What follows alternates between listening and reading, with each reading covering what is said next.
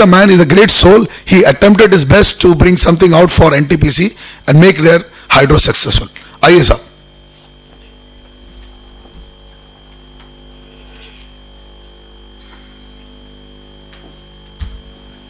Thank you very much, Professor Saab, and all good friends, knowledgeable people here. Some of them I know, and the eminent panelists here sitting, giving you their experiences with a lot of joy and a lot of sense of giving. I'll tell you only three things, and I know I encroach upon this, so I will be short and brief. But whenever Professor calls for this type of interaction, we become young, and all those good memories, they come. Now I must say, NTPC wanted to go in hydro. I was having privilege of lived next door to Mr. Jogendra Prasad Saab, the father figure in hydro. And one thing I have learned, and that is required today also, I am giving solution, suggesting solution. If you do that, you will be successful. He used to get up at 4 o'clock, 5 o'clock he goes to go for walk, and 1 hour I used to go in the walk with him. Then he'll have a small breakfast, a milk with kesar. Then he will go to the office. Evening again he will come play with his dogs. 1 hour I'll spend with him. After 1 year, regular I have observed, with due respect to my elder brother, he will eat hydro, he will sleep hydro, he will discuss hydro. All the time he is hydro. He was not the original hydro man, but he became. And NTPC, I was heading Faridabad gas project, and I proudly say that was done in 17 months, 20 days of time. Still it is a world record for Siemens V94 point machine. The day it was ordered, 17 months, 20 days, it started producing power. So the chairman was hinting me that you have to go for first hydro coal dam project. 1 year I learned how to get prepared for hydro, and I compliment him.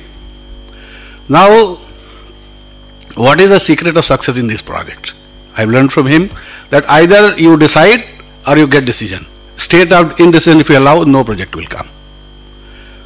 Worst, what will happen? People will question you. Make sure that you have enough paperwork in government and public sector. Paperwork are required, enough paperwork to say that why it was done, and all the people concerned were taken into account, right? Now, this is regarding hydro. They started coal dam. See, friends, kindly listen. The Supreme Court today existing only on interpretation of comma and full stop. You get best of lawyer for also and best of lawyer against also. And some lawyer, put you in for phansi, and वही IPC को पढ़ के कोई आपको छुड़ा भी लेगा. Now the old Land Acquisition Act, believe me, in 9 months, 65 villages, 5 tehsil, 4 district, 3,700 acre land for dam project coal dam was notified, and 80% of that was taken in the same old Land Acquisition Act. Right? Coal dam is the only project in entire country where R&R work finished before the project started. Till date, last 10 years, there is no Jalabad, Murdabad, there is no agitation by land houses. And they were all compensated within the old Land Acquisition Act. Now I'm a faculty in NTPC, keep on going there, doing a lot of arbitration for these projects which I started for hydro companies. Now in the Tada project, it was tendered 2 into 660 megawatt, it was shifted to Mauda because land was not there. In Dadapalli in Odisha, I'm talking state, there the project was tendered, land is not there, it was shifted to Madhya Pradesh. Madhya Pradesh, NTPC is coming with 5 projects, all land is given to NTPC, no problem. Same land acquisition. Now coming to UP Tada, they gave the consent, that 80% consent, and gave a fictitious figure that 6 times, 8 times of the circle rate I will take. Now the district administration in Tada that you have given consent, land stand acquired, and this is what you will get. Now they started registration. Now in a project Auraiya, there 5 times compensation was given. The moment new land acquisition act, there is no problem. So it depends upon the district magistrate, depends on the project manager, how you articulate it, how you sell it. Now only thing, this compensation you give 4 times, 5 times, 6 times, doesn't matter, as Sadhyavasa was telling. What matters, people have to be answered, have to be, you have to meet their expectation. Now, each organization, NTPC, NHPC, coal, they have their own culture for making expectation among the minds of the people. Even the state government. I tell Sachdeva Sahab, I have grown in the shadow of a coal field. I was from BHEL, Bhopal, Jhansi and all. I first man posted that. First few years were Singrauli project, NTPC. First Super Thermal. And we were living in a colony and all the top 7 coal mines, Jayant, Nigai, Amlori, Dudiju, all the mines were coming up. And our children, I used to take them to mines to show them the mining operation, the big drag lines and how they move and how they work and all. It was very nice to see that. But I always realized, one day, 2 days, it was very nice to see. But year after year, doing that and staying that is much difficult. Because we are getting our colony was in a full foot hand. Every day morning, every wife will complain, badi dust aa gaya, badi dust aa gaya, badi dust aa gaya. But that was not complained in Coal India colonies. They'll get a lot of coal in front of their houses, but not. So every organization has got a culture. And right from beginning, because Singrauli project was getting loan from World Bank, our RNR is best. Even today, NTPC RRR is best than this national RNR policy and what was the revised land acquisition act. Today, NTPC land acquisition compensation and RNR policy is best because we were very hard way. We were kicked by World Bank to learn it and to do it much proper way. So whatever act you may divide, whatever resource you may provide, unless it is properly sold to the villagers by the district administration. In Coal Dam, every day, every DC has gone with me to the villagers telling them this is the best, you must do it. Why it is not coming? There are different. There are issues. And Jogendra Sahab used to tell me one thing, kindly take it, it's my duty to tell him that Mr. Dubey in hydro or in a project, he used to tell me hydro, I used to take it a project. Every day he will come with a problem. That is not important. Important is how fast you come out of the problem. And if for that you have resources, you have people, you have systems. NTPC is a system-driven company. After all, today around 50,000 more they have done. With the same coal land acquisition, availability of coal and land acquisition policy and all, another 50,000 they are doing. So their systems are there, procedures there. Every organization wants to do it. It depends on people. For winning a war, you need Arjuna also with focus on one eye. You need Krishna also for blessings and guidance and direction. And you need time also. Then only success will come. Now, Lohari Nagpala, this was the project. All learning in NTPC came from Mr. Jogendra Prasad ji. And now one question is last I will tell. All his colleagues, he used to teach me in how many years you will do the project. I said 5 years. My chairman says 5 years and all. He used to tell it will not be possible. NTPC will fail. I never used to accept it. Even today also never. Individual failure is not organization failure. Individual may fail, but organization strength is tremendous. The individual is wrong if he is not using the organization strength. If he is not raising the level. If he is not going to the people. Organization strengths are much bigger. So, all his people, they used to laugh on me कि क्या बोला साहब ने टहलते में मैं बताता था. मैं उनसे एक क्वेश्चन पूछता था और उनका मुंह एकदम बंद हो जाता था. मैंने कहा यार एक बात बताओ, अगर जोगेंद्र प्रसाद जी के पास today NTPC is doing business of 80,000 crore, earning 50,000 crore profit. It is an empowered board. All decisions they can take. No variation, no deviation. We don't have to go to CVC or CA and all. Suppose Mr. Jogendra Prasad ji, he has all this power. 34,000 crore in Reserve Bank and 16,000 crore in the NHPC, and he has empowered to take all decisions. Will he not do Coal Dam? Bole sahab, instead of 5 years, he can do in 4 years. Yes, the organizational strength, it matters. But if you don't use the strength, I after retirement I stay in Gurgaon, and all the wives, they at that stage 65, wives are very much interested that my husband should be looking healthy, good and all. She forced me to become a membership of a good gym. And so many machines are there, so many things are there, good trainers and all. But I go and sit there, read paper. I don't use them. So there is no benefit. So if organization strength is there, decisions are there, resources are there, systems are there, approvals are there, delegation of power there, but unless you use it, it is of no use. The story of gym only. So NTPC is a very nice organization, and it's very right they took up hydro. Only thing, they should have good people to do that.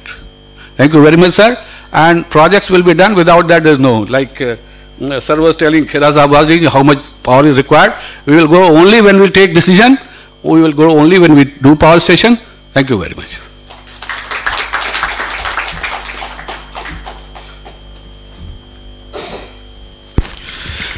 Kailash Dubey ji, thank you very much for your wisdom. And now we have, quite a few people who have not spoken, on this issue. So I straight away throw a question to Rajiv Srivastava ji. See, the fundamental is there a case now, is like devil's advocate, that why we are talking ultra mega power, we have to do thermal, there is no question. Like Yogendra Prasad ji said, कोई एक चीज से नहीं होगा, सबका mix बनाना पड़ेगा. तो अगर बनाना पड़ेगा, why we are doing 4,000 megawatt? Why can't we break into 2,000 megawatt? Because one of the things that inertia has found out because we took 4,000 megawatt, we are not able to take things on the grid. Is there a case for putting 800 megawatt into 2 or 3 or 660 megawatt into 3 or 4 machines and then do the project and then expand in stage 2 in each case? Why the ultra mega policy cannot shift to this? Then more result will come. Do you accept or disagree, and what is your view on this? Srivastava Sahab. Well, I don't think I'm a great expert in the question that you've asked, but particularly on ultra mega, the advantages that one would see is the clustering of the power and the clustering of evacuation, and I'll address it from the point of view of evacuation of power, and it gives you a very large leeway in employing technologies of evacuation like 765 kV, like high voltage DC, and great amount of development has gone in by power grid. HVDC has now gone up to 800 kV HVDC. The 1200 kV AC transmission system has been tested. So the advantage of bulk evacuation, I would also think, otherwise the system will have to gather the power from various sources. On the generation side, I think we have greater experts on generation, so I wouldn't hazard an answer to this. No, the fundamental that I am asking, maybe Murthy Sahab can also throw light on this. The fundamental is 4,000 megawatt, you're taking a path of, see, we started in the 11th plan this ultra mega issue, and what we have added is barely, I would say, half of the capacity at Mundra of Tata's. The entire 4,000 megawatt is still not on the grid. Now only recently it has come, and we can't say whole 4,000 megawatt is operating today. PLF is only 85%. And then we have those issues of pass-through for coal. There is a policy dimension. I am not addressing it, whether coal has to be passed through or not. In fact, it was foolish of them to sign without a pass-through. But coming to the fact that it has now almost 6 or 7 years that they came on the grid. Sasan, I'm sorry, it is nowhere near coming to the grid. It is only hogwash going on. Krishnapatnam, Damadal, only talking. Because when I talk to suppliers, people in the cooling tower segment they have all not even got the orders. So forget about these plants, of Reliance. Okay, so what we have achieved, the great talk which we gave to ultra mega, the great, mega power policy that we talked about, it looks like a balloon which is going to get under fire instead of going forward.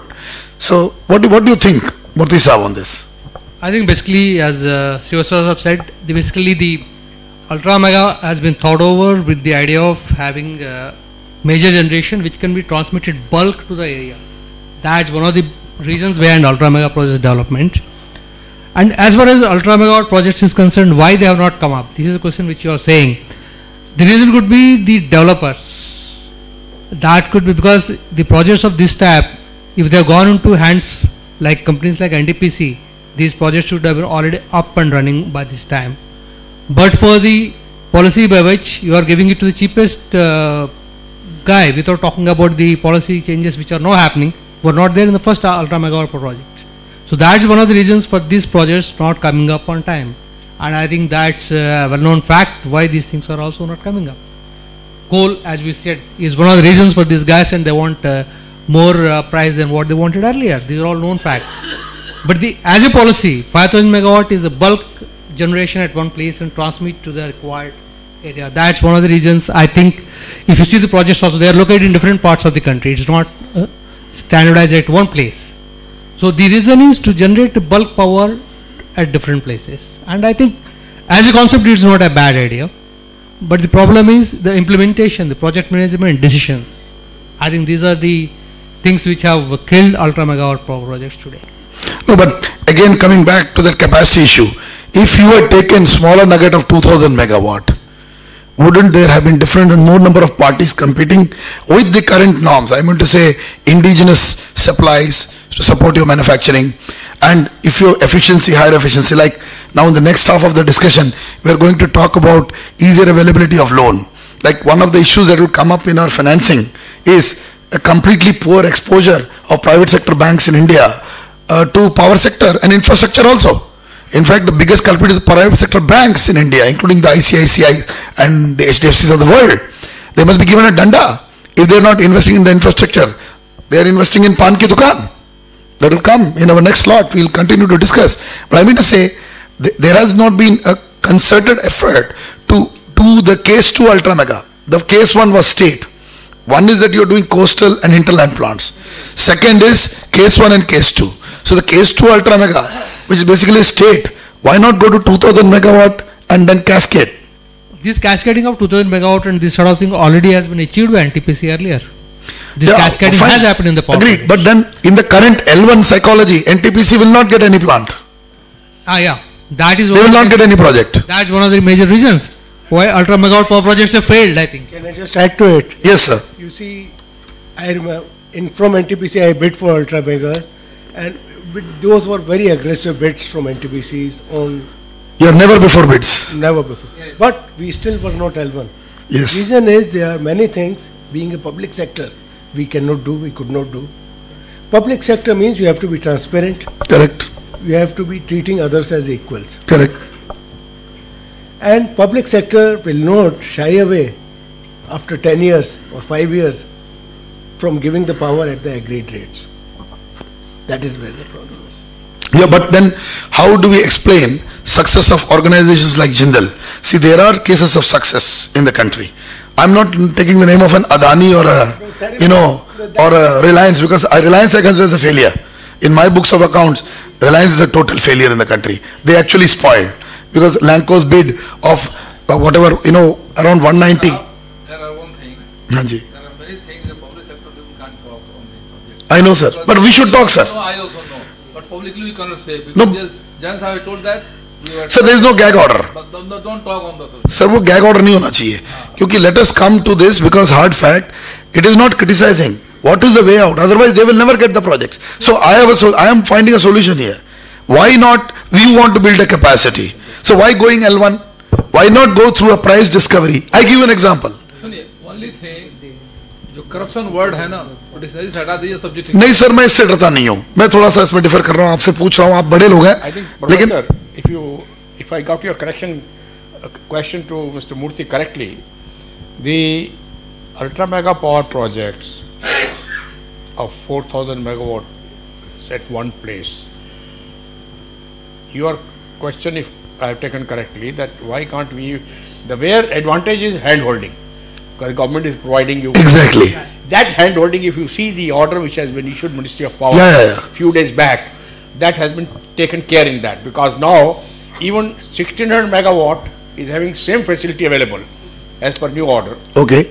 Which I think that gets partly fully answered, because yes, earlier hand holding was limited to 800 into 4 or 5 or 600 into 6. Now for smaller also? Smaller also now. I give you the Okay, that's it.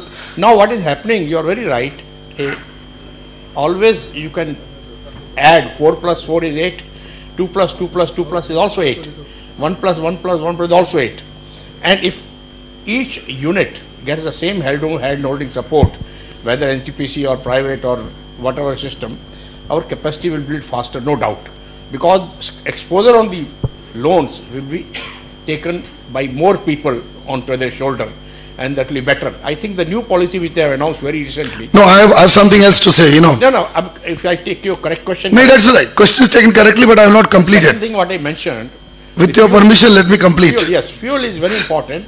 As you said, Sasan. You know why it all became topsy-turvy? Because you dig out here and start supplying there. There's a problem. We know, but I'm coming to a different point. Instead of having a L1 policy, let us take our experience, good or bad, over the last, I would say 3 or 4 years on Ultra Mega. So we can work on a price discovery. That what happened in the pricing of these projects and what was the flaw. Like Tatas have gone ahead and they have asked for a variation in price. We are coming to a certain formula, it's already known. Why not now, for the next 5 years, to quickly come out of the shortfall? For these 5 years, let's have a policy, whether we call Jindals, whether we call even Reliance, whether we call Tatas, we call NTPC, we have a price band.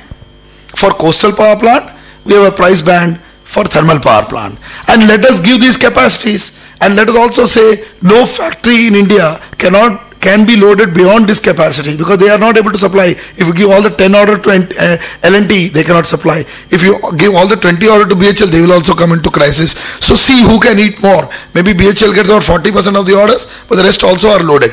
This will change. How do you think this devil's advocate idea of mine? Yeah. What do you mean by empowered committee? That means a committee consisting of X number of people deciding a particular issue. No question will be asked. Question is that Chappan in Chati, all the 5 members should have same Chati.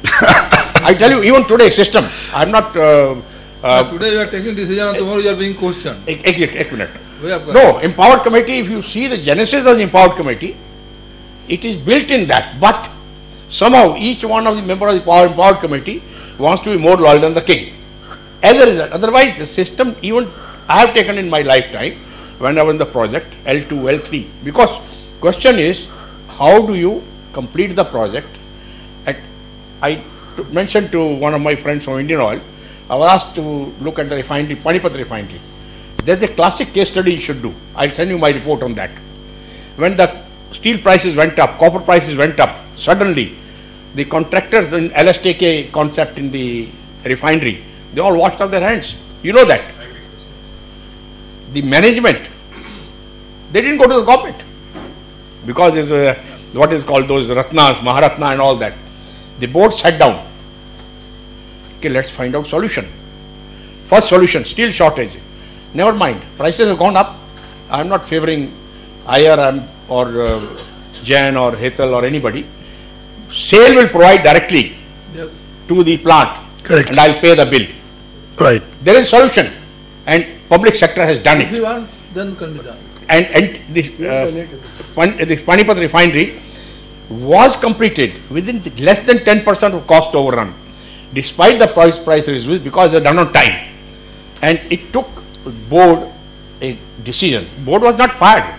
All the board members survived. Nobody lost his job. And they took a decision. He is there. He will tell you. Go to Panipat refinery. That case study, you should do it. I'll send you my report. Definitely. And that was a thing which is, take case of Power Grid, without naming the person or anybody. Power Grid, everything is systematized, transparent on the website.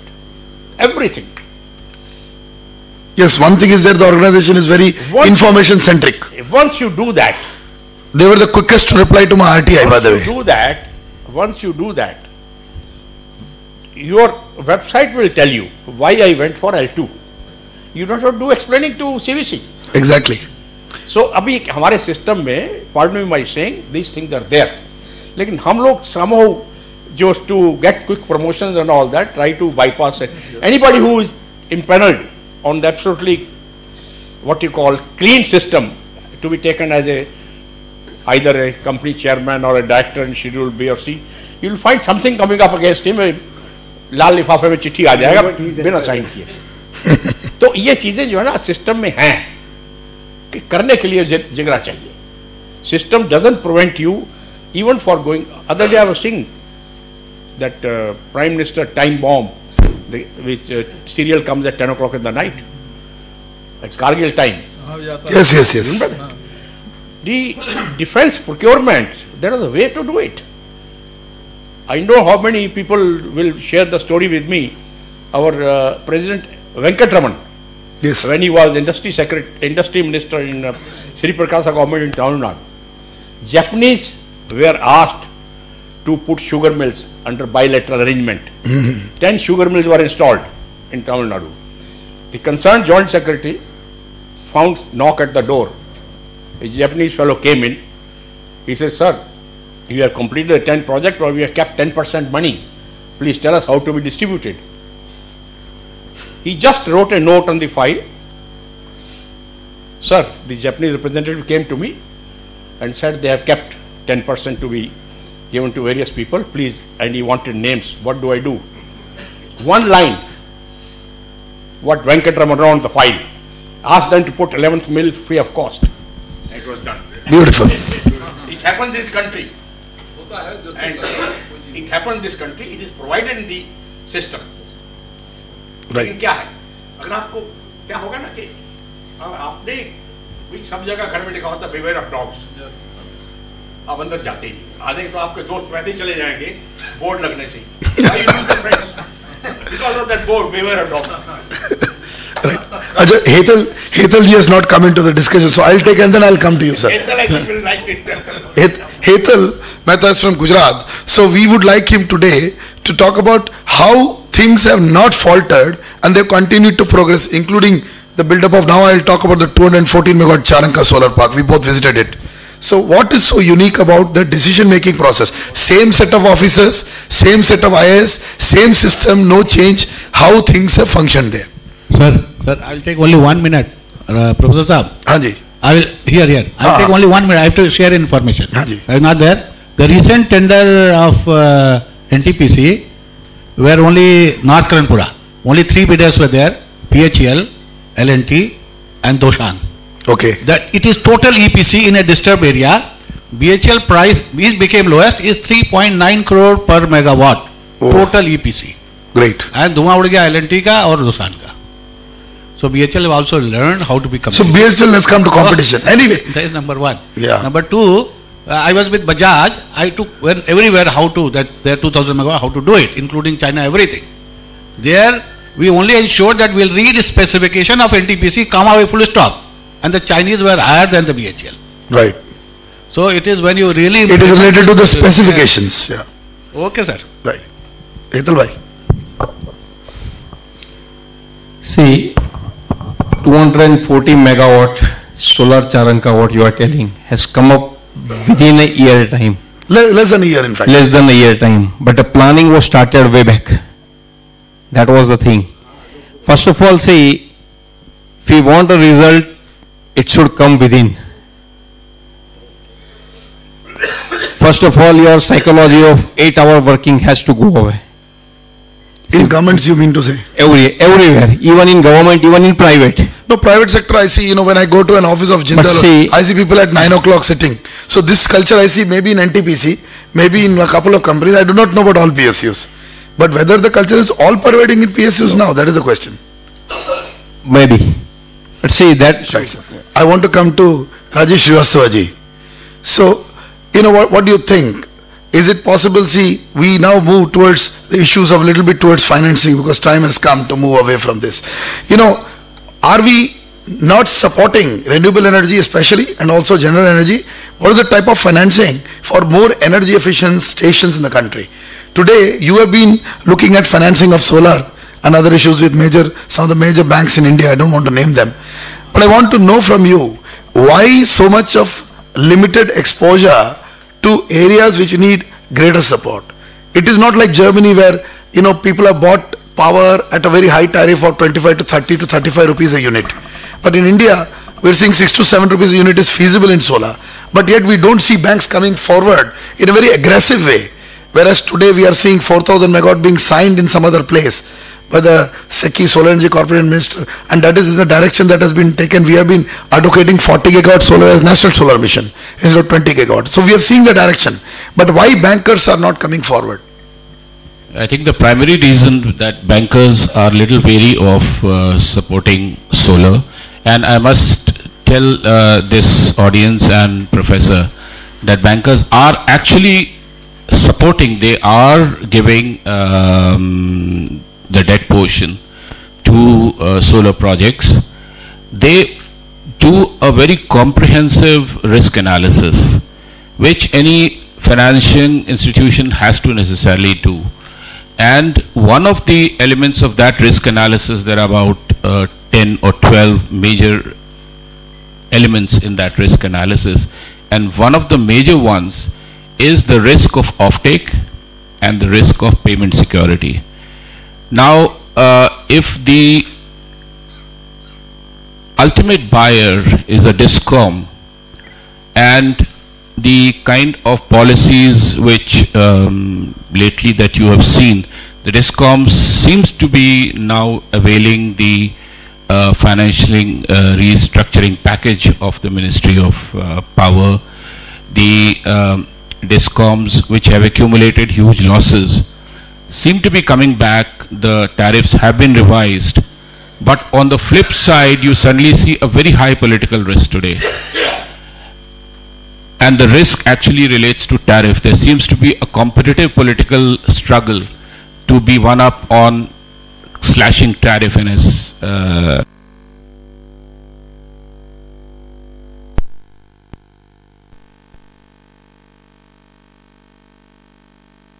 what is the recourse?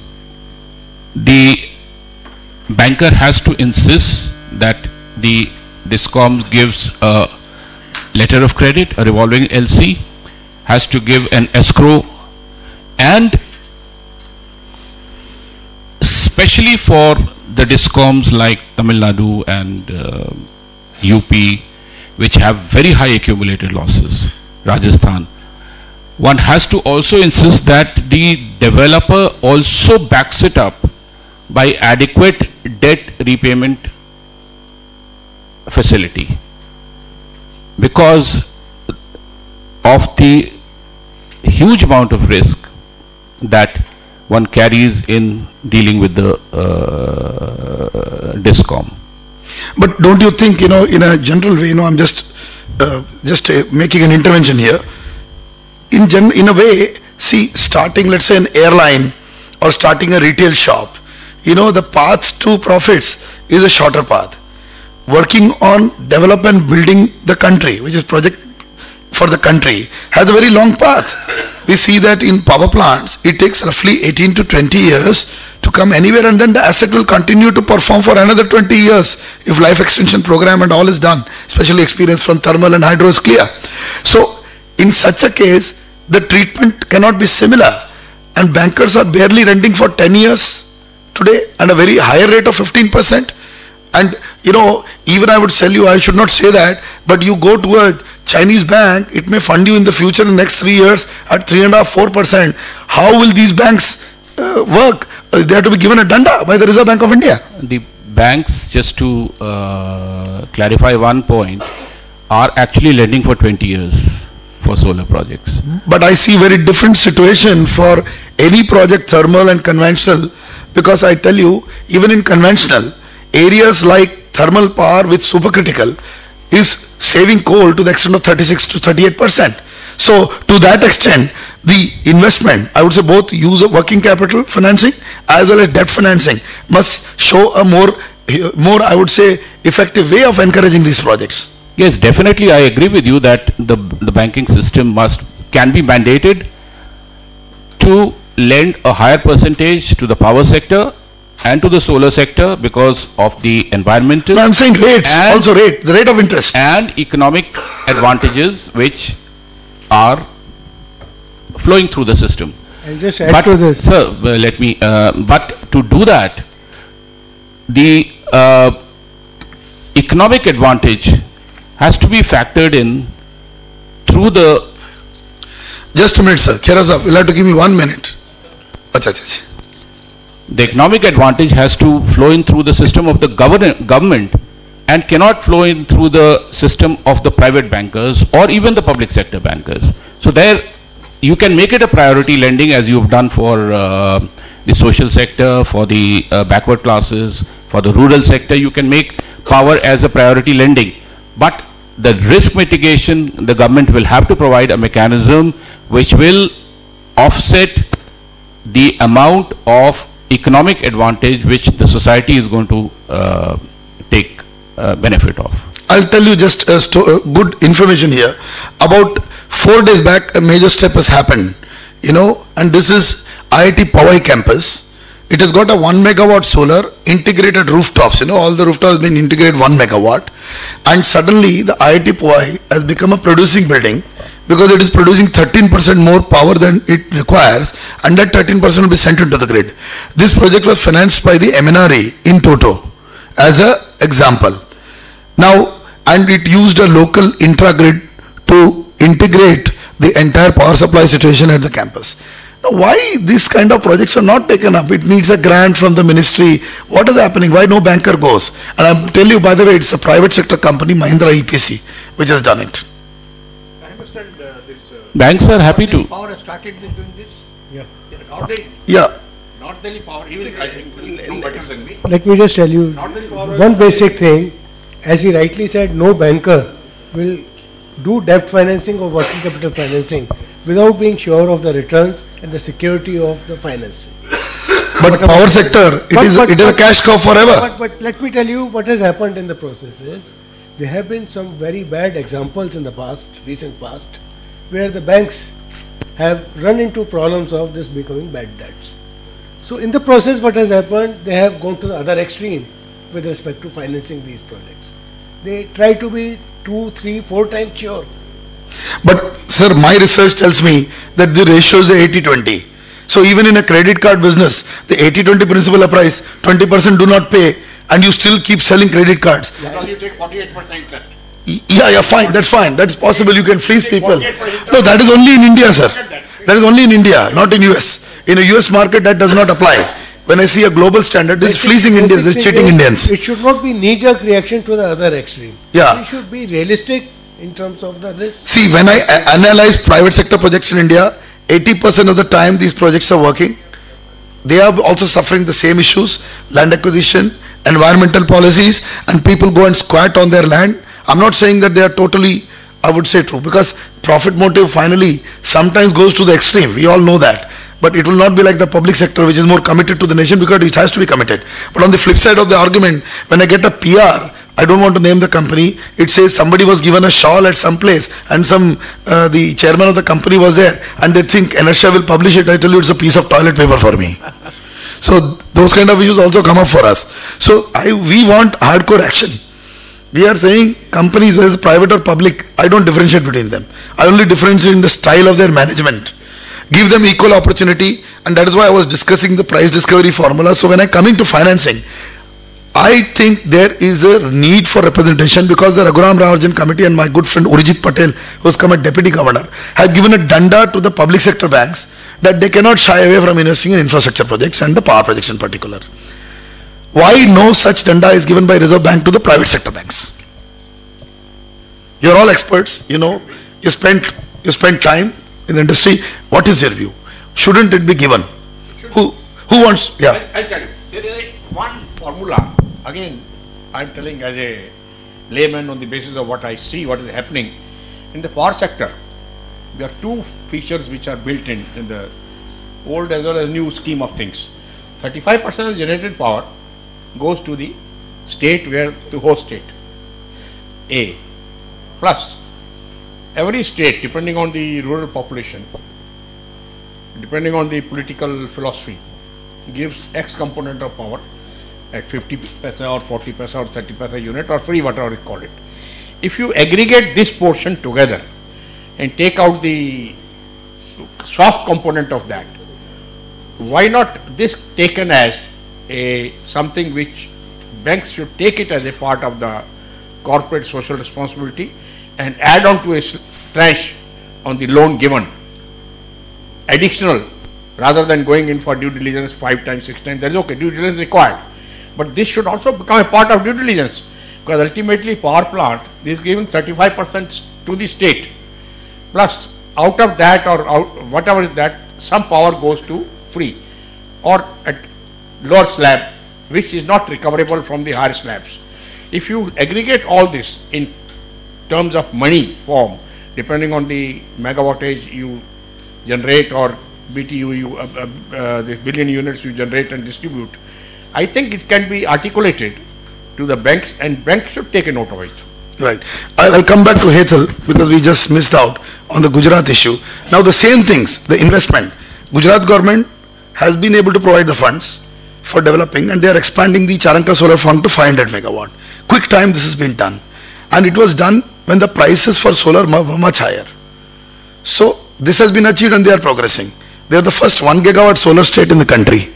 So what is the success point? I want 1, 2, 3, 4. I was just talking earlier also. First of all, there must be wind to will, wind to work. If you have wind to will, wind to work, automatically everything will come out. The policy. See, ultimately, whatever policy also we are making, what should be in the focus? What should be in the center? What is our demand? What is our requirement? Ultimately, since morning we are also discussing the policies and all these things. What US has done, we are coming here. What Europe has done, we are talking here. But what is the need of our people?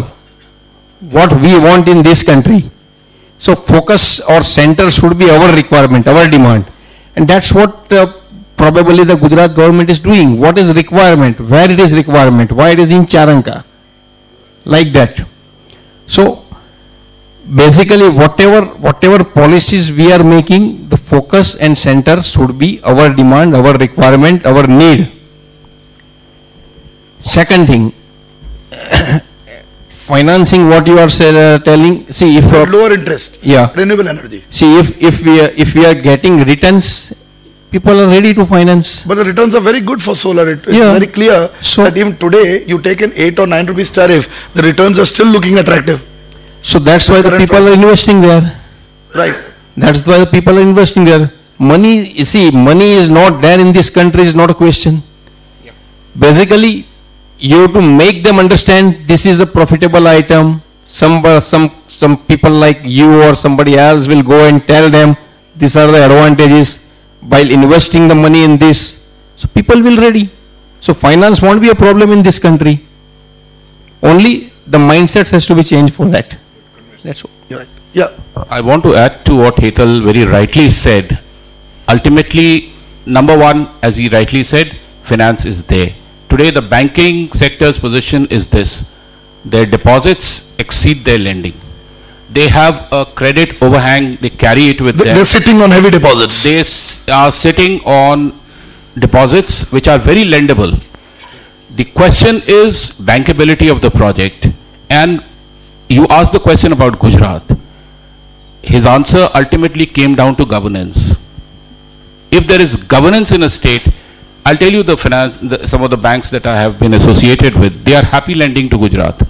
Or a project situated in Gujarat. They are not so happy lending to a project in... But that's exactly, you need to highlight why that. In UP, or they are not so happy lending now perhaps to even a project in the capital of this country like Delhi. And the situation really comes, and the answer lies in governance, the uncertainty of policies. If you are making a certain headway on DISCOM reforms, you are bringing tariffs to a marketable level, and if the political uncertainty is to such a large extent, you can't expect bankers to pitch in those particularly politically unstable, sensitive states. Great, sir. So I think we have discussed reasonably everything. So anybody wants to add on the banking issue? I think Khera Saab wants to add. Yeah, I'm waiting for banking. Because then I will take the audience question, because now it's to be fair. We need audience to interact. So Hetal spoke about returns on investment, and I'm sorry, I think you spoke very rightly about governance. We grapple with this in telecom media technology every day. There are industries, there are industries in this segment. 35% of their earnings goes into taxation, mandatory taxation. Level playing field is flouted. Who's going to invest? You invest and you find after 3 years you are only going down the drain. So his point, both the points are great, actually, what you brought out and what you brought out. Governance ensures that you are put to straight path and there is no malafide happening behind the scenes.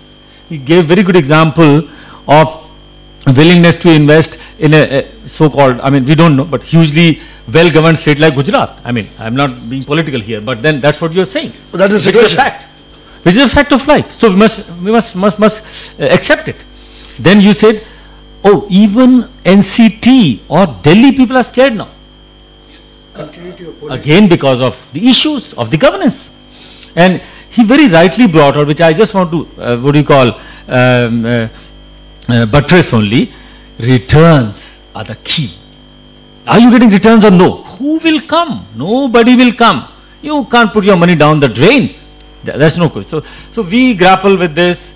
Hopefully we are still grappling with this. I mean, last 5, 6, 7 years, the sector has been taken to absolutely, down the drain. Hopefully things improve now.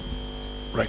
So, any other thing for the panel so that now... Rather one point. Yes, sir. Not relevant to the banking or today's topic. Right. But for you, his suggestion... But I have a lot of idea on banking which I'm going to throw to the whenever RBI. Such a sort of conclave, very important point which we have been discussing. If you go 3 years back, roughly 2.5 years back, everyone is talking about demand side management. Yeah, we know that. You know DSM. that. Yeah, And tell me, last 30 months nobody has talked. I'll tell you why.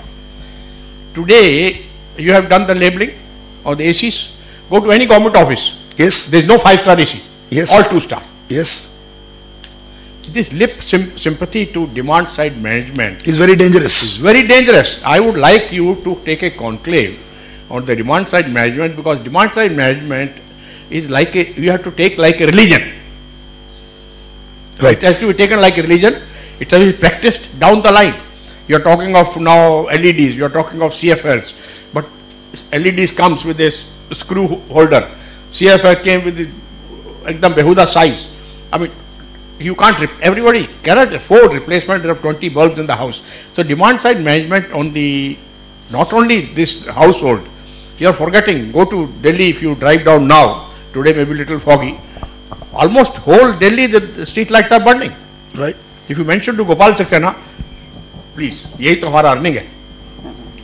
This is the discount what they are doing. Don't mind my saying. अब कहीं चले दिल्ली में जो रहते हैं आप लोग, सब स्ट्रीट लाइट दिन में जलती हैं दोपहर को, रात को नहीं जलती. Every city. So demand side management has to be taken religiously, and I would just, I'm sorry that I Yeah, understood. stepped into this. So Professor Iyer, you should take a conclave on this and drive this point home. And it's not a thing of 5-year plan. It has to be a continuous thing, day in and day out. Maybe on wiring, maybe on this distribution, maybe on bulbs, maybe on these gadgets, and maybe street lights. Another one point which I must say, which is relevant today, of course, for all of us, you have been talking of renewables. Right. I retired in 96, today 17 years. For 17 years I have been trying to put a rooftop water solar heater. DDA's rules do not permit roof to be used by anybody other than who is the rooftop floor holder. They can't amend the law. What nonsense. I have spoken to the Environment Ministry the other day. नहीं sir आप जानते हैं बड़ा politics है ये है वो है. Can you imagine how you go any country in the world, there is solar roof water heater, there is a pre-requirement before the municipality approves your plan. So this is the case in Maharashtra. Is it Bangalore? Karnataka? In Bangalore it is. हाँ अब क्या है अब by luck I don't have a new house. I am living in a house which I got at 86. So there must be a policy for that. No, there has to be. So demand side management is very, very important issue, and encouraging people. Say this, what you call this? What you call those we use in the houses as standby? Inverters. You know how much power it consumes? Not only that, they are the biggest producer of harmonics in the country. Now all you need is small solar panel fixed to your wall outside, just for charging the inverter. Right. You're not doing it. Right. So It is happening. And Yes, there's sir. just one little point that I want this conclave to flag, and which is important to financing and growth of the solar sector, which is that it was mandated, and rightly so, that those areas which are deficient in solar irradiation have to also meet the solar purchase obligation, renewable purchase obligation, through purchase of REC, and REC trading was started. A year ago, projects based on the renewable energy certificate were actually favorites of the banking system. Yeah, now they are not. Now they are not, and the primary reason is that most of the states are not implementing the renewable purchase obligation. CERC is not able to force the state regulators, and the state regulators are, I must very respectfully submit, at times not even competent. Maybe Jain Sahab might agree or disagree, but many of the regulators don't have the competence to even comprehend the issue, and they become just an extension of the government of the day. Yeah. So renewable purchase obligations not happening is a very, very important and a very big dampener on anyone taking up a project or any bank ready to fund a project. Enforcement is an issue. Enforcement has to be done. It is to be done through the regulatory system, but the state regulators particularly are extremely wary of putting any penalties on the consumers or on the DISCOMs. And the reason they say that DISCOMs are anyway unhealthy, what can we do? I think, everybody must read through that interview of Jayant Kavleji on Open Access with me, and the video is also there on the internet. It actually opens up all this, and we have gone to one new idea which I have been propagating for the last 2 years almost. I don't agree with the renewable purchase obligation at all, because unless your portfolio obligations, purchase is secondary. It is a derivative of the portfolio. So if the generator does not develop a portfolio, where will be the purchase obligations? And thereby the REC policy itself will fail, because you are buying solar at reduced costs.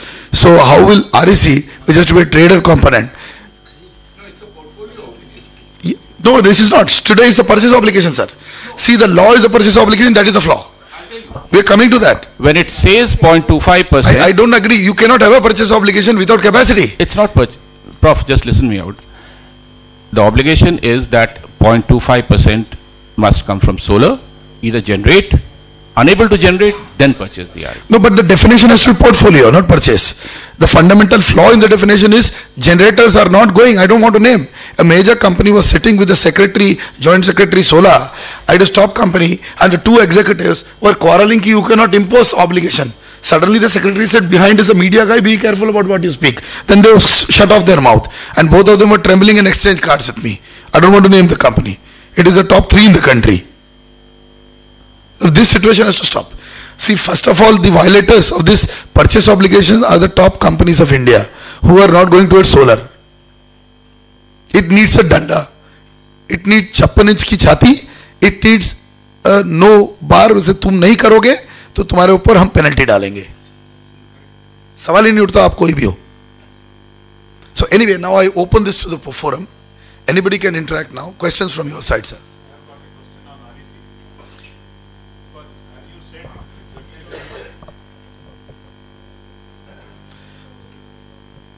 Please, you can take one more from here. You can take from here. Yeah. I have a question on REC, because REC mechanism, no doubt it was thought in a very proper way to boost up this solar and wind energy portfolio. But this is also a fact, the cost which has been now prescribed for REC certificates, now it is not in tune with the market rates. Because nobody will go for purchasing of REC when the rate is 9,300 rupees for a solar REC. So is it not for the government to revise this rate so that it is commensurate to the market? I agree. It is for the government to revise the rate, and the government is taking actions to revise the rate. CERC is working on that. In fact, the rate was determined when the solar purchase, the solar project price was about 17-18 crore per megawatt. Now it's gone down to almost 7-8 crores per megawatt, and that is what the REC price, floor price, and the forbearance price, both of them need to be revisited. They are revisiting. But other issues, sir, comes along with that. one is take it is good that pricing is being revised, but also from the financing angle, any banker will always look to the longer horizon. So this price formula applicability for the period, because it is up to 2012 to 2017 only. Right. Now when you go for a financing, when you are modeling it, Right. you always should have a clarity on the long term. Yes. So whenever the government is going, it is also, we should also request the government that the time horizon should be also prescribed, maybe reduced rate Yes. after some time. Yes. So that period is also important from the financing point of view. This should be also taken care. And the price can also be fixed, linked to some sort of an index, which determines what is the price of capital cost of production of a solar equipment. Because ultimately in solar there is no fuel cost, there is only the capital cost. Yeah. I just want to take 1 minute, I think, because Dubey sir wants to leave. So if there is any question, then if any question specifically being addressed to him, because he is the one who has done the first, he has helped the first solar thermal power plant to come up in the country in Rajasthan, 50 megawatt, which is done by the Hira Group. I think he can, if you have any questions on that, please, because he need to go. Questions. Sir, solar thermal, now we are seeing that out of 7 projects which were should have come under JNSM, we are finding only 3 projects are likely to come, others are going to fail. They will never come up. Now if you see the issues involved with the project of CSP, everybody is coming on DNI. Because the proper assessment of DNI was not done, that's why these plants are not able to come up with properly. Do you feel that this is the right reason only for that? Sir, mic लीजिएगा. Can you repeat your question? Last one. Now every developer who have failed, they are putting the inadequacy of the data on DNI is the reason for the failure of the CSP plants. Do you feel that this is the only reason? See, there are 2 reasons. See, the solar plant which is running, it has shown that there is a big deficiency on DNI. And the expert committee also recommended they should be given adequate time, and their bank guarantee should not be in cash, 700 crore bank guarantee, and they were given time. The tariff was also was revised, so they were adequately compensated for the deficiency in DNI, both in terms of time, both in terms of everything, whatever facility they wanted, everybody has been compensated. Kindly take it from me. The solar plant which are not coming, they have a different reason. Because see, you have problem. If you don't address the problem, there is a issue. DNI or something website were given or they were given, this is the DNI, and they were given 30 months time extension. They were said, oh, bank guarantee. Today's time, if 700 bank guarantee you don't in cash, there is nothing in the newspaper. Ye kha gaya, wo kha gaya and all. So they were adequately compensated, and the expert committee and MNRE, full MNRE is even today prepared to discuss with them what is the problem, let us discuss and solve the issue. So there are solar thermal, the government is absolutely open, very, very progressive, very, very supportive. There is an expert committee, they are also very, very progressive. There are certain basic design issue, there is something basic which what they quoted, something different. See, there has to be some provision of, heating of the system and all, there is auxiliary power consumption, everything has been addressed. Whatever they wanted, it has been allowed. Still projects are not coming. There are different reasons. I agree with Mr. Dubey. The primary reason, So the mic. I know, is to do with technology.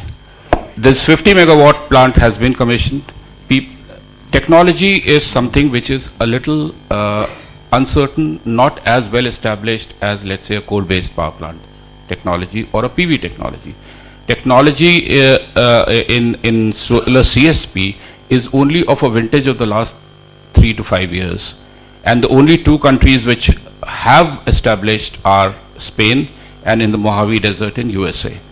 So that being so, it's a very closely held technology, and many people took a risk as they took in the case of PV. Now PV, one can take a risk. There are sources, there are technologies, there are panels available. Here it's closely held by people like Ebengoa or 2 or 3 companies. So that being so, they took a risk which they were not able to manage, and this is where I think technology is the main hurdle that they've come. Right, sir. Just to add to this, one more thing let me tell you. In NTPC, I was struggling to put up a 15 megawatt solar thermal plant at Anta. 3 times we tendered, every time we had a problem. Reason is solar thermal prices have remained almost stagnant and solar PV prices have gone down. And because the technology being concentrated in 2 or 3 companies only, prices are still very high. So it becomes uneconomical in today's environment. Yes, sir, but the basic issue is that some imported components are higher in case of CSP. Yeah. Because still we are dependent on only 2-3 world supplier who can supply you the heat transfer fluid, who can supply you the evacuated tube, who can supply the mirror. Yeah. So the problem in this technology is definitely the foreign components. And definitely that's why it is more costlier. No, one is the foreign component. Second is technology by conceptual itself is costlier than the PV. PV prices have gone down so much. You will not find the prices going down so much in here because you have a conventional cycle coming in. One reason why the PV prices came down so drastically is because, very dramatically. So this is the reason why PV prices have come down, whereas this actually uses hardcore iron, glass, high tech of course, but ultimately this is not electronic product like, electronic prices are ultimately, yeah. I think I will just take a minute to just felicitate my people because some of them have to go. So I'll take this permission from the audience. In the meanwhile, we'll raise the question, but can I just take 2 minutes to just felicitate them? Yeah. Hetal bhai, please give a memento to Jain sir first. Kera sir, for you. For coming and speaking live. Thank you. Hetal bhai for Dubey ji.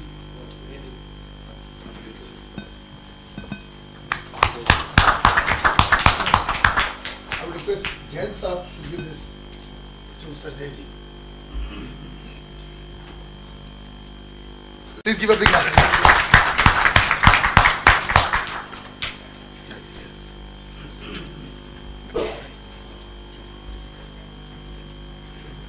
For Srivastava sir, I think Hetal should give this.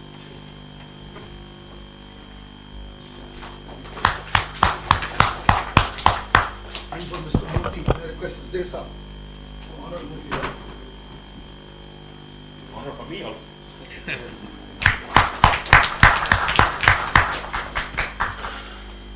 I think we can continue with the question. Yeah, my actual question is solar thermal. I think, Bhaiya, solar thermal mein all the developers have been told that whatever time you want, we will give you. no, that's okay, but I just want to raise one issue. Yes, please. The main issue has been the wrong policy of the government. Let us We will change the policy. You point out we will change the policy. Sir, please. We have changed the policy, we will further change the policy. 1 minute I am talking something. Let Please, me please. complete. Let us take the case of wind. Wind was nurtured when it was developing, the technology was developing for 10-15 years. Even today, wind is given on a cost basis. All the prices of the wind energy are fixed, not on reverse tendering. इसीलिए phase 2 जो है reverse auction पर नहीं जा रहा है. No, So we are changing the policy. no, sorry. Whatever you want, we will Please, change it. solar, thermal and solar PV has been put on reverse bidding, even though the technology Yeah, was not we developed. cannot go back in time. In future, it will not be there. Even in future it is there. No. You just solar see the thermal, JNSSM. for solar thermal, it is not there. For solar thermal it is there. Who says? No. You just see the JNSSM. No, it has not come. Na? Abhi the policy. Phase 2 has not come. The PV is there. PV, it is by chance. I am not talking PV. We are talking solar thermal Even only. solar thermal, the policy should have been to let the technology develop. And even before that, we are reverse bidding. And my question, why not wind is being reverse bidding? Expert committee came only 8 months before. Yeah. Please, So I sir. can answer for 8 months. Why not wind is being reverse bidding? The wind technology. In is future, developed. it will not be done. Government has taken decision. Why And for wind present also, whatever changes you want, retrospect is being done without any penalty on developer. Never it has happened in power Dubey sector. Saab is the advisory member of the MNRE panel on solar Expert thermal. committee member, and we have given So all kinds he knows of the things a support little which bit they inside. wanted. And you know, height of it, the technology was not developed, and people were asked to shell out So much of bank guarantees, 100 crores, 200 crores, what for? You are want to people to develop technology or just lose money? And nobody gained, only banks have gained in the whole process. So, any other questions? Yes, sir. Please send the mic there. Kindly. Okay, sir. Thank you very much. Thank you, sir. Thank you, Dubey sahab. Give him a big hand. I have one almost closing, sir. general Please. question. 2 questions. One here, one there. There was From a the point gentleman. made that Okay, 3. Fine. if the demand should be India specific. Now we heard Karun Khera mentioning that the futuristic demand in the next 3 years may go to 1 billion or 1 gigawatt for only the towers.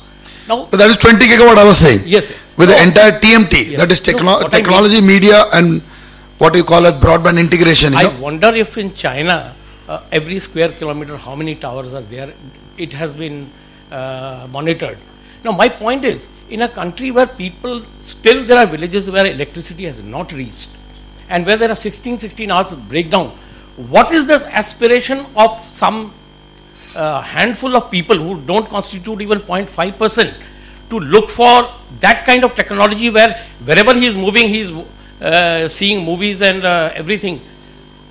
It is feasible. This is, no, it may be feasible. I'll tell you how. As a social commitment. It is not only social, it is a commercial commitment. Let So me we tell you. cannot afford that power for that person. No, it is not a question of affordability. I tell you what.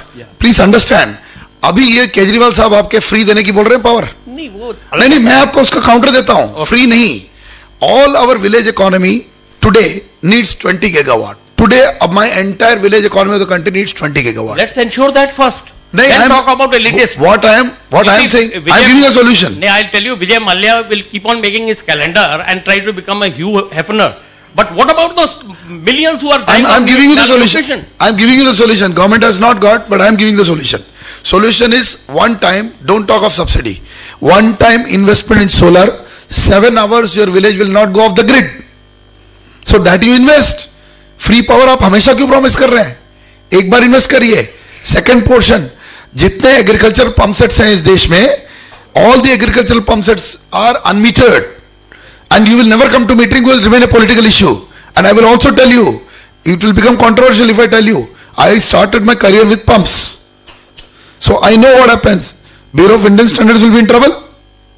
The pump manufacturer will be in trouble for nameplate rating, because when you measure the rating now today, every pump which is labeled as 5 HP will be consuming at least 8 kilowatt, means close to 10 HP.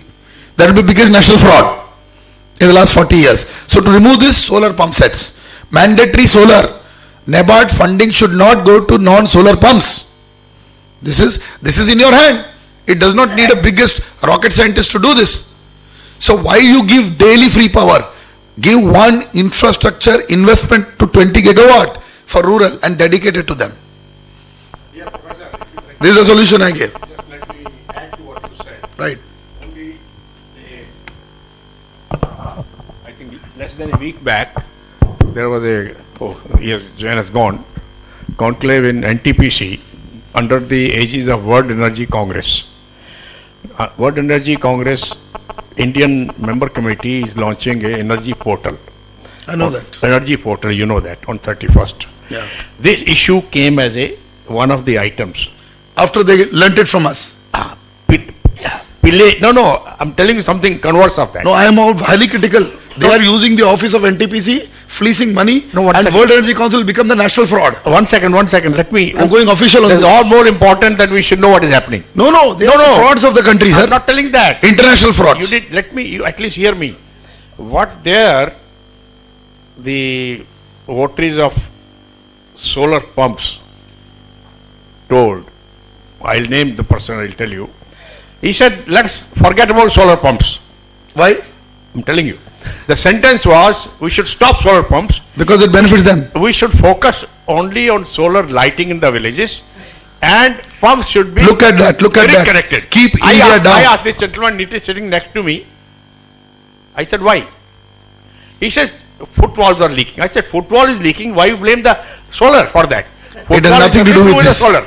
Then he says, International fraudsters using the office of NTPC. Professor Iyer, I said if solar footwall is leaking, it's nothing to do with the source of power. No, the energy pumps are very inefficient. I said obviously when you have a solar pump, doesn't mean that old DSM-2 pump of Kirloskar installed 30 years back, you will run on solar. You have to have a compatible arrangement and the right solution. That was debated. And if you see that portal coming up, I said no, I don't agree with this. Solar pump is a very important component of exactly, and it is a survival of the rural economy. And I'll tell you, success of two states. This point people was must debated, and this man says I was member of that committee which somebody mentioned, and apparently that committee is going to adopt that the solar pump should be avoided and solar lighting should be focus area. Solar pump is very important what he's telling, because solar pump takes away heavy load and essential load. You can do without light for a few hours, Gujarat, but not without irrigation. In Gujarat, sir, What happened in Gujarat it is 1 gigawatt they have taken off the grid by putting more than 10,000 pump sets. Chhattisgarh has done the same. Rajasthan is doing the same. I was contested by the gentleman. He says, no, you don't know, I am a member of the solar body of the Prime Minister and all that. And we are so that means you are a mafia. I said, if this is the thing, then only God will help the nation. No, but nothing will go through, sir, I tell you. All this hogwash of World Energy Council not going to work. Our states are competitive enough. There are already 15 states working on solar pump sets. So whatever they take, it will be piece of toilet paper which the state ministers and everybody are going to take it to their morning toilet and wash it and flush it through it. I'm telling you, because the states are capable, they have understood the political equation in this, because they did not have to promise the farmer every day. One time, even a politician is clever today. If once he understands that solar pump se fayda hoga, he will go and give the farmer that one time rather than serving him and promising him every day. Every time he will win. Every time he will win. Every time he will win. This is the good political strategy. Every time he will win. But there is at the apex level, there is an anti-solar pump wave going on. But they cannot do anything, sir. They are powerless. I'm telling you, see, this is like it. You have a tsunami coming and you are trying to use a small wall to stop it. It is not possible. You will be washed away.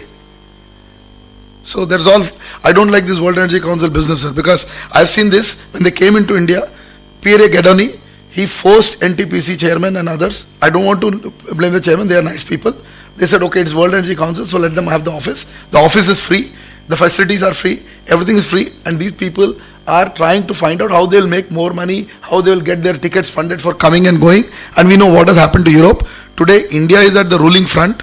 After giving the opportunity for PSLV to GSLV launch and also sending the, the Mangalyaan up, and which we have given ISRO the opportunity with feeble budgets, I think we should also give the opportunity to Indian private sector and public sector to develop research-based products in India, and we should trust our products. We will do better job than most of these people abroad. And I'm telling you, we should not get this imported technology which somebody holds 56 patents which never go through commercial aspects. So, the development of solar pump should be the top priority. Yes, and it is already done. Its development is there. I'll tell you, I have 6 manufacturers who are successful. And this I don't want to name them because it will become like you are only naming 6. But 6 to mere ko pata hai jo kar rahe hain. Which includes Kirloskar, by the way. Yeah. So Kirloskar is there, KSB is there, 2 big are there, but I am telling you others are also there. One of my friends, Grill Millions, he is an integrator. He buys pumps from others and gives the entire thing. Jain Solar is there. I've just given you a few examples, but there are many who can do this. This India is, world's biggest pump exporter.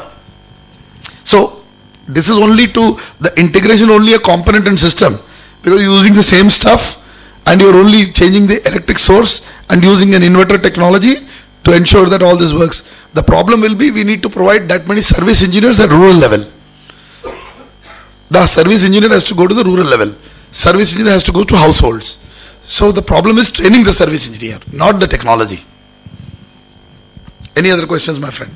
Otherwise we'll break for lunch and end this day. Yes, my friend. At the back. I think one more question here. Please give him also the mic. इन्होंने पूछा हाँ. Right. Yeah. I think. Hello. You can go and then you can go and then you can go. Can we take that turn? Because he asked first. I'm sorry. ठीक है. हाँ नहीं बोलिए. आप पहले बोलिए. Now मेरा एक clarification है because. वो भी. Mr. Kaushal, what he raised, the issue of frequency control. Now, as a BHEL representative, I want to clarify that all our most latest machines, not only latest, all Siemens design machines, that features are already available. Right. It is only the producer, power producer, they have to utilize it. Right. Power producer, they are basically operating the machine at valve wide opening conditions. They are not controlling anything. Whatever load they can get, they are operating in that fashion. But features are available to control frequency.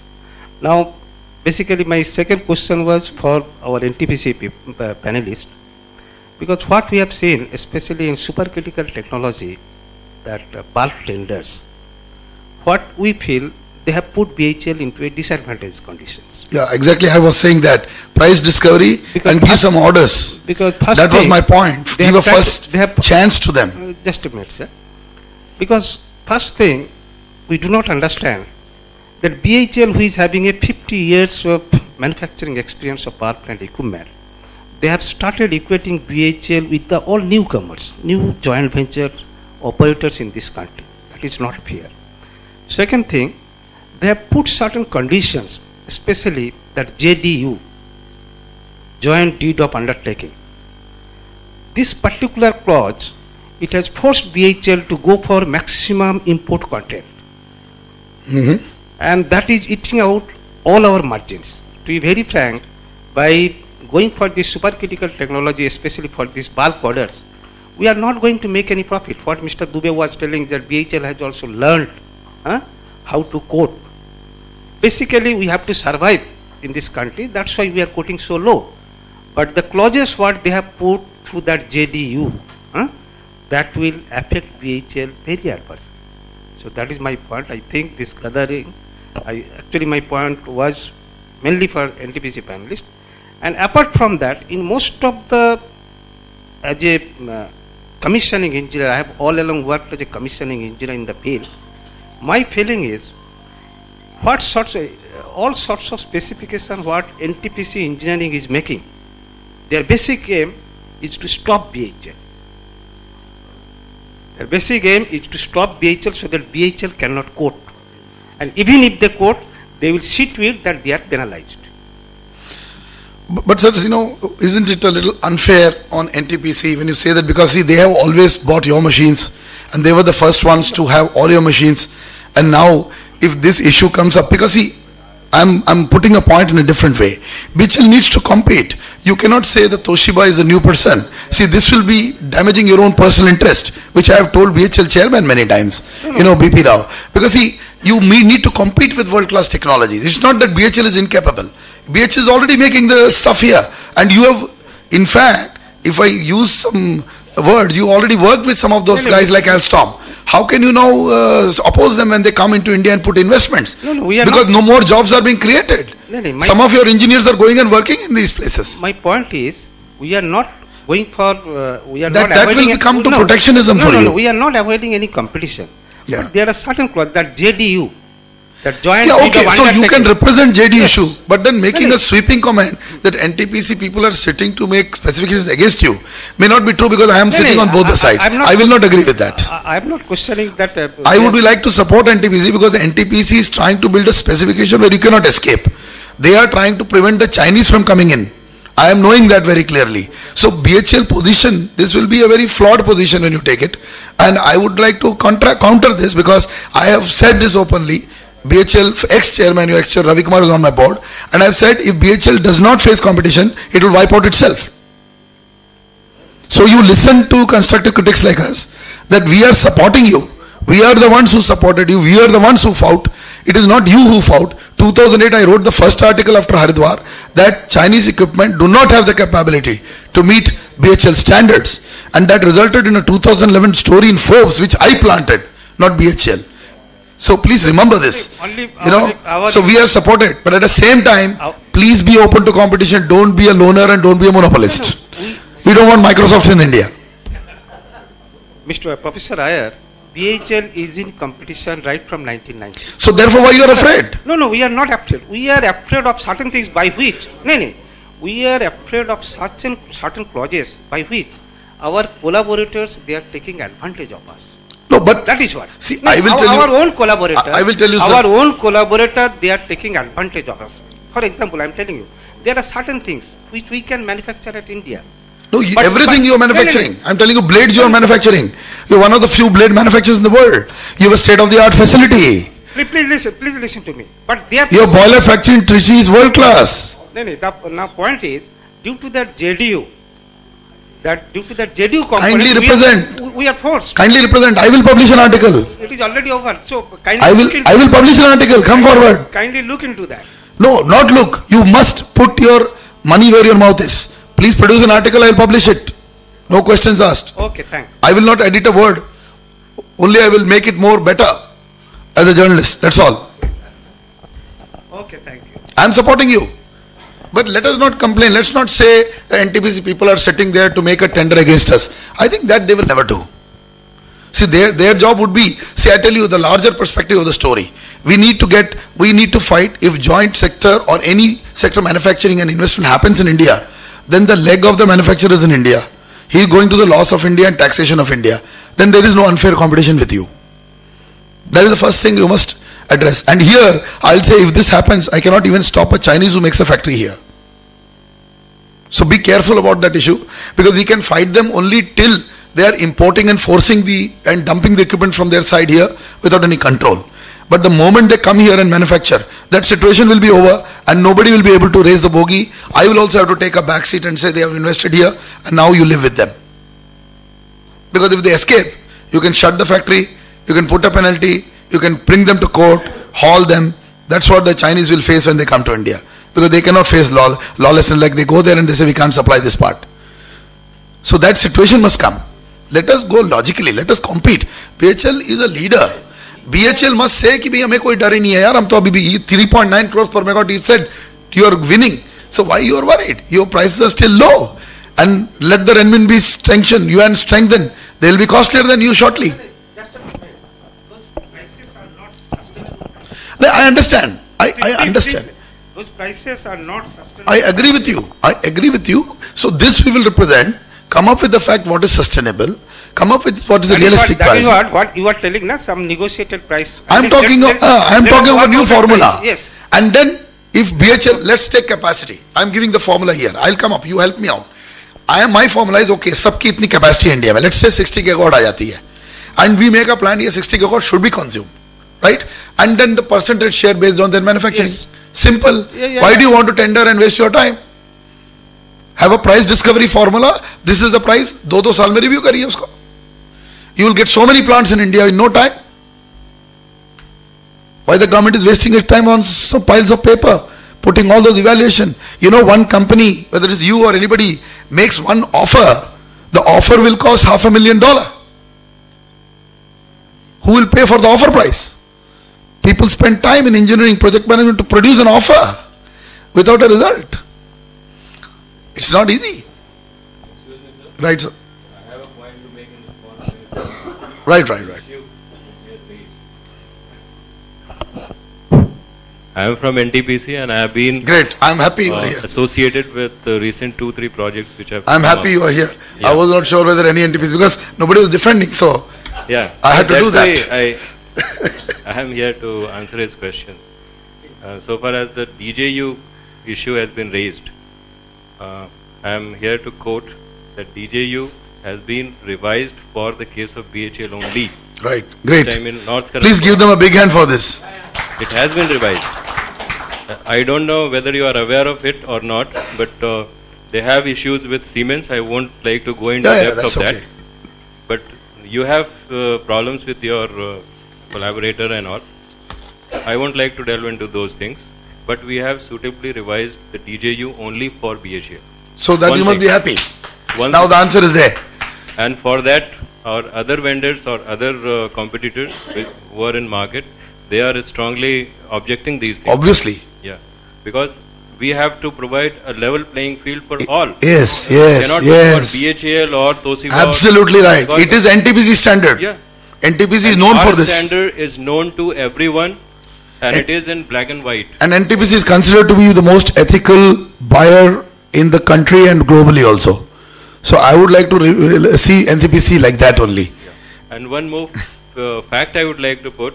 For Darlipali project, STG package we have just opened the price bid. Herein Toshiba has quoted the figure of 1100 crores, Mhm. and BHEL's figure, you must be knowing, is around 1700 crores. Okay. How can I? It is not possible. Nobody can justify this. Absolutely not.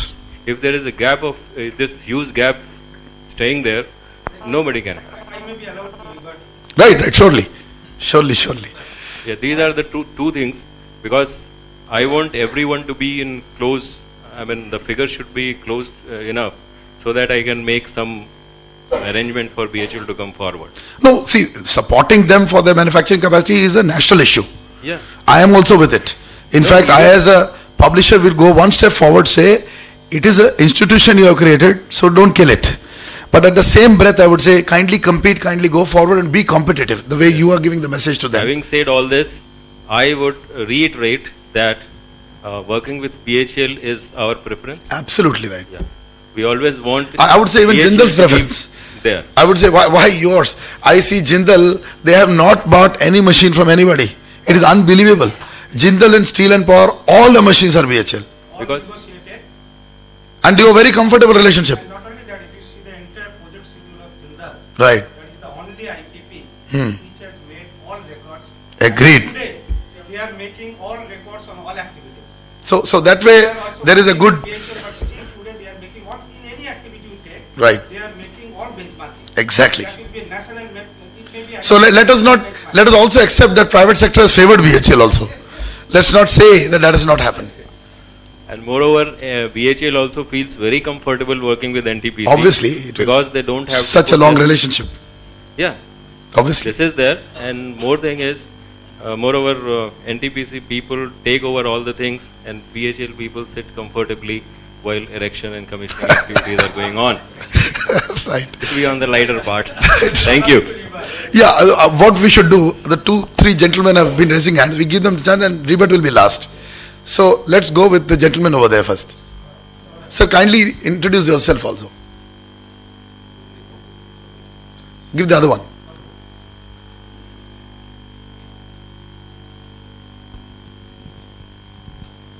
My name is VK Midha. Right. Ex-BHEL.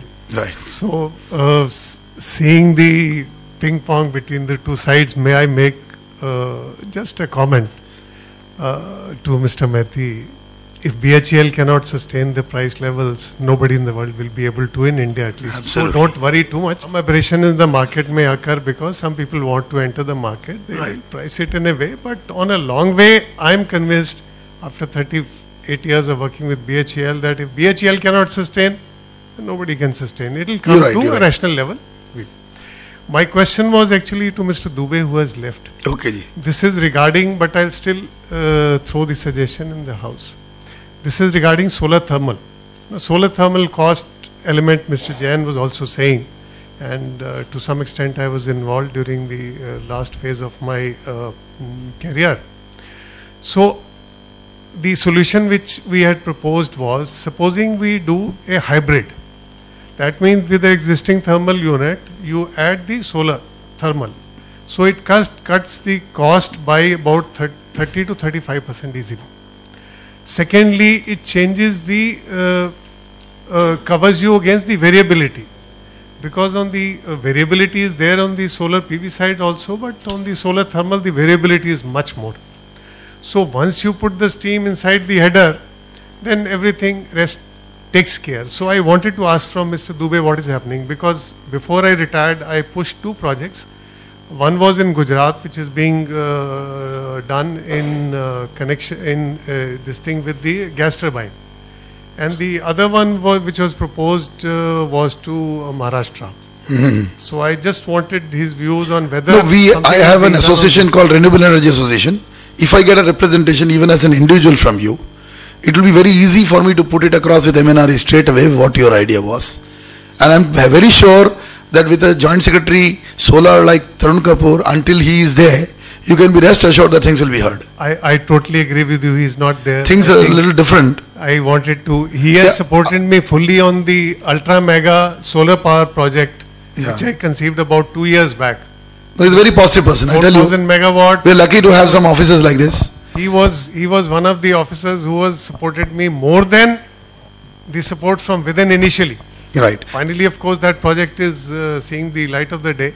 Yeah, because you see, our white paper was talking about 40 gigawatt solar for the national mission. So today, that signing of 4 gigawatt is 10% of that. From 1 to 4, they have jumped. Single project. So they're coming to that. They're coming to that. Project. So till he is there, I'm saying you can be rest assured. Because our question in the white paper was that if Gujarat does 10 and our friends Rajasthan do 10, then they have already done 20 gigawatts. So what is the national mission doing? So the answer is coming now. Because so therefore I'm saying give them the chance, give them the opportunity, put it forward in front of them. And I think that huge changes will not happen in the election here. So Tarun Kapoor Saab is reasonably going to be there at the Ministry of Solar, MNRE, So I think if we have a good man like him who's ready, is an open house, I think let us give him more data. I am a representative body, I am doing all the public service. Even if I get a representation from anybody in the public, we are ready to go openly with them. Short clarification I'd like to ask Middaji is whether his proposition is for a joint CSP with gas turbine, or is it also along with a coal-based plant because of the day and night variability of solar generation, and thermal plants cannot take the kind of variation? So actually it is for both. The Gujarat project is with gas turbine. The Maharashtra project proposed was with thermal. Thermal, yeah, right. With 210 megawatt. Right, sir, right. Take it to the next question, sir. Hello. Yeah, firstly, the first point is why financing like we were discussing, why financing in power sector is on the higher side. Not only power sector, in general financing is at 15% today, debt financing. Average interest rate. We are on the board of other companies, working capital is available 15%, not less than that. No, the financing, the interest rates are higher. Basically, there is the one reason behind is the risk factor. The risk factors, as everyone would recollect that the interest rates earlier 4, 5 years, 6 years down the line was 9 to 10% only. And what was the ROE as permitted by CERC was 15.5%. As on date now it is 14% around interest rate. Still ROE is same. So how banks can reduce the interest rates when they are not seeing any risk mitigation plans and any policy some ease in the policies by the government. So I think that is the major component which the policy makers have to see and come out with some solution. Then only it makes sense to that banks may reduce the interest rate. I totally disagree with you, although I'm happy with your question. I completely disagree. This is not the true situation. Banks are the chief culprits of this country, like global banks. What they have done for the last 2-3 years, they have become lalajis, sitting with the public money, and they just want to earn interest. RBI will give them at some bloody point, and they will go and they'll make mince money, like sahukars. They are not taking risk. And let me tell you, power sector is a non-risk area. Long-term investment in power sector I appreciated phenomenally. You can take NTPC, you can take any of their plants. This is not pan ki dukan. So those fellows want to go and see the Economic Times Awards and sit with them. Very, very ruthless on them. So danda has to be given. Money will not be provided to these bankers, and they will not be allowed to, if they don't provide a ratio of 40% to infrastructure and nation building. Failing which the banker cannot be allowed to operate his banking. This must be the law which must come, because it is nothing to do with profits. I have figures with me, and I tell you, Chanda Kochhar will have to resign as the chairman of her own bank if she talks all that bullshit she has been talking. 8,000 crores she is saying is non-performing assets in power sector, and she and other bankers go and give money to Mr. Vijay Mallya, who has opened a pawn shop. So let us stop this nonsense and calling names. They are going to those functions and getting nice imprint. All the media channels are giving them, and then the nice awards and nice talk. All this hogwash should stop. Constructive media like us has been talking, and now our talk is hitting them below the belt. Today we are opening this out. I am telling you, investments in power sector infrastructure are highly profitable.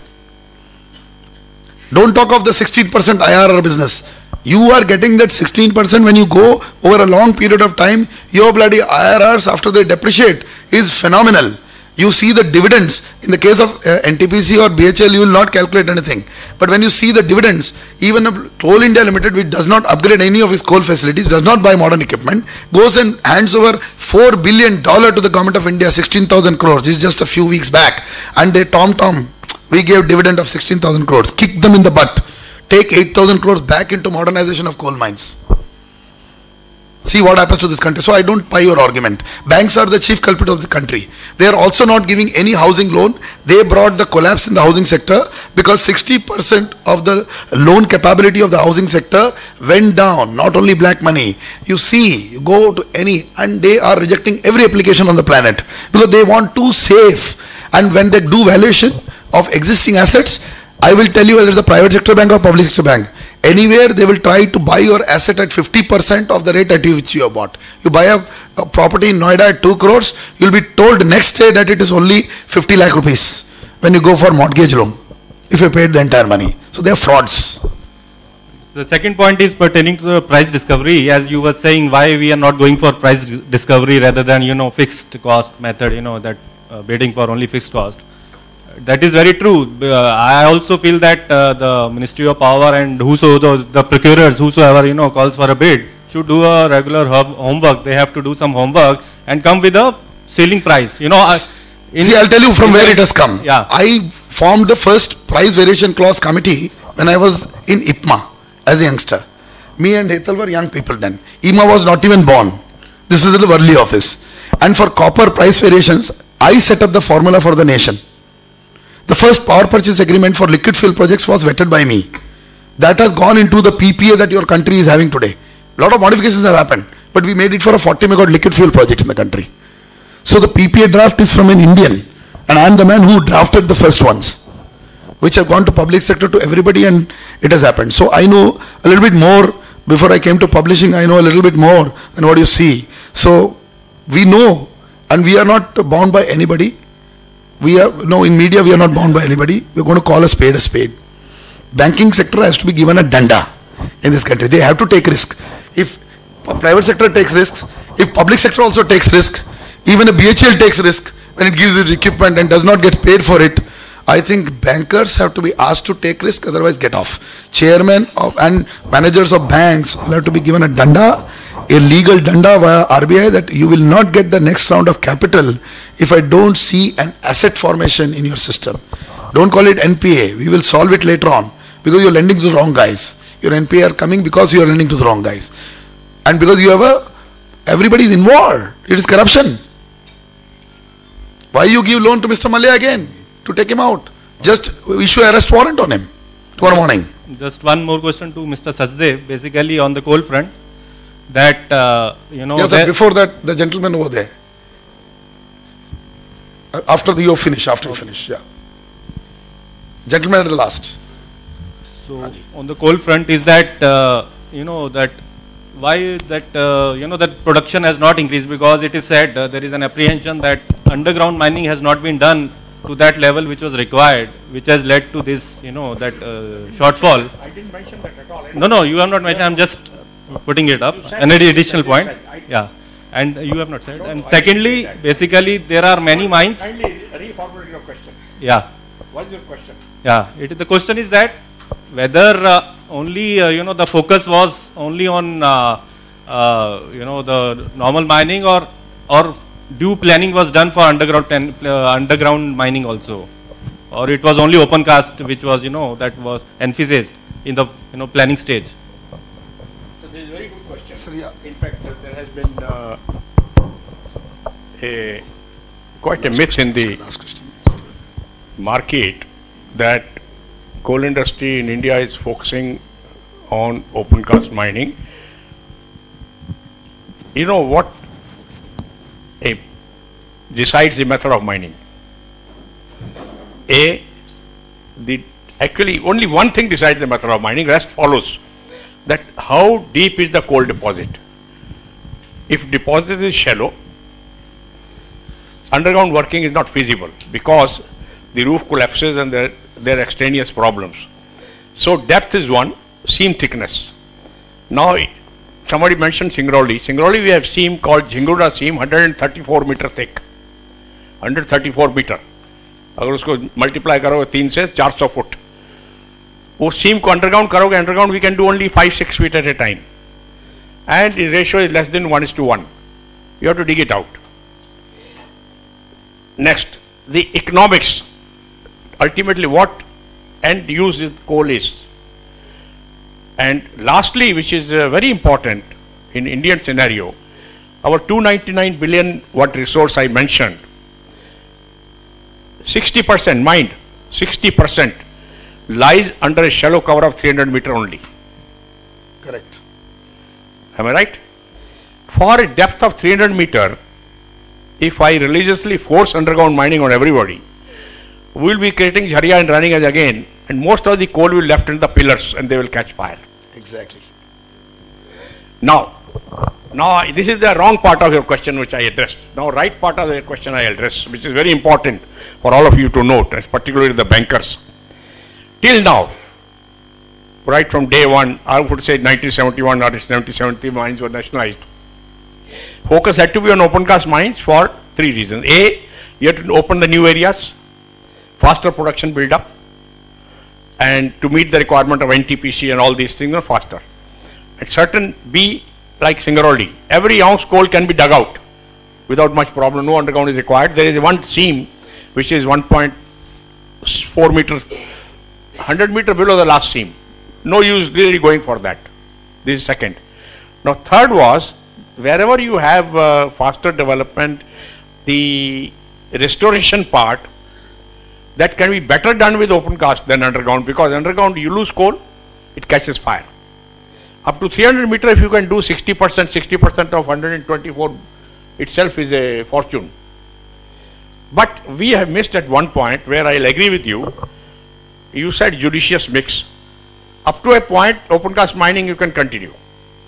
But this 300 meter, you can't scoop out every ounce. Yeah. So a time will come when you will reach a plateau in the production capacity or production capability, and thereafter it will start declining. So I have to build up underground production below, before I have to recover below 600 meter, 300 meter also. I can't lose those coal. It's very precious for us. So we should have addressed underground mining at the same time. Why we did not? We could not address that. We had already taken over about 400 odd mines. 90% were underground. Flooding. Because the erstwhile owners, I'm not using word private or public, but earlier owners, erstwhile owners had done selective mining, as we do. You got these plates, you know. I took only one biscuit, rest is all waste. Exactly. Whatever I found suiting me, I picked it up. Haphazard. It can feed at least 2 more persons. See all the plates. Now, selective mining was in vogue at that time. As the selective mining resulted, the fires in the mine, because broken coal was left inside, coal catches fire by itself. What we should have done, we should have taken them in 3 parts. Plant new mines underground on a deeper horizon. A, look at the reserves which are blocked in the old work mines. B, and at the same time have the areas where only open cast mining is done, developed independently, and have a mix of technology. It was tried also. You must have heard long haul technology. We imported equipment from Russia, basically. From very many places, including Russia, China. Now, every time people give me example of cell phones. Which cell phones are required in millions. Long haul required in 2 pieces. Absolutely. Who is going to build here? I heard him 21 times calling, you must put up a shop here. Shop will be put up only here by those who can sustain the order book. Agreed. Nobody else puts out. Agreed. Now with the 2 long haul phases, who will come to you? With 7 dumpers, who will come to you? See in China. You need to build quantum. So you see in China, 90% of, because their reserves are very deep, 90% of coal of 4 billion tons China is mining comes from underground. 90%. Very difficult conditions. And don't get upset with the figures. They are killing almost 100,000 people every year in the mines. Exactly. Now, what we should do now, and in fact it has been penetrated down the line, that deep mines, I have myself suggested, you form, now new MDOs, you must have seen Codelier quotations or tenders. They are inviting MDOs for underground mining, mechanized mining, on production sharing basis, profit sharing basis, this basis, that basis. Now what is happening today? Boys like you, young people like you, if you have 2 choices, go to Indian School of Mines, Dhanbad, or go to IIT Kharagpur. You will go. You know, if you are lost, you will lose Indian School of Mines and try to get a job in BPO. He's right. Here's the point. Last question, gentlemen, right at the top. I didn't want to hear anybody's. Yeah, but that's the truth. I left IIT Kharagpur and joined Indian School of Mines. Right. Yes, gentlemen over there. Kindly introduce yourself also. Hi, I am Balwinder Singh from Centrum Capital and. Centrum Capital. I am Balwinder Singh from Centrum Capital. Balwinder Singh, Central Capital. आप खड़े होकर बोल सकते हैं, no problem. अब थोड़ा आगे भी आ जाइए ना. My question is very general. I just want to know that there is problems in funding, in bank financing to power sectors and other sectors also. Bank are very reluctant or very specific in funding these days. But don't you think that the poor governance of the central government and corruption is the main reason behind this? Because we come across number of cases of corporate financing and debt restructuring. Of debt restructuring and corporate financing. Of debt restructuring and corporate financing of hydro projects and solar projects also. And in the past cases, we have seen that government have given the have hired many companies to build this power project, thermal projects, and they also ensure them that they will provide the coals to them, the coal to them. But when they have taken the loan from the bank, and after this all thermal projects have been set up, the government failed to provide them coal, and due to which they got NPAs. And after that there is one solar company which they are just going for second CDR. This is because you need to actually keep the question a little brief, because rest of it I can answer you somewhere. Yeah, I just want to like the solar company which is making the silicon panels for the solar projects and all that. PV panels basically. Yeah.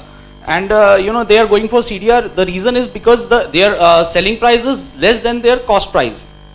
Is less than the cost price, because China is making the same panel at 30% less cost. And the government, there is one anti-dumping policy which is awaited from government, but it is not applied till date. So because of which the companies who are making these solar panels are going to CDR or NPAs. So don't you think that the main reason behind this, that the bank are reluctant or very specific in funding, is a poor governance or corruption? Okay, I will answer you this. The same set of bankers, including I would say private investors, are going to a corrupt country like Sri Lanka, where you have to pay off Mr. Rajapakse roughly 30%, and everybody is happy there. The same way a crooked government of Thailand, which is under crisis now, where the minimum corruption index is 28%, is being funded by everybody, and huge amount of exhibitions, conferences happen, and all world market reaches there, right? Including a Professor Iyer has gone and interviewed them before this crisis. ठीक है? तो वहाँ तो कोई बोलता नहीं है. But when it comes to the case of India, every Tom, Dick and Harry jumps up and talks about only policy and corruption as an issue. I'm not saying that policy paralysis does not exist. Like for example, killing of our solar PV panels which we have represented across REPA is because of that lack of applying the anti-dumping duty, which has also killed the thermal, which I have exposed to you in front of you. Yes, yes. So that is a simple policy paralysis. But I will tell you about Indian manufacturers. I can name one guy, Vikram Solar. This company must be, his CEOs must be arrested, because they bring the panels from China, put the thappa in their factory, take it out and sell. And they are in Gujarat also, they have supplied. So how will you stop such manufacturers?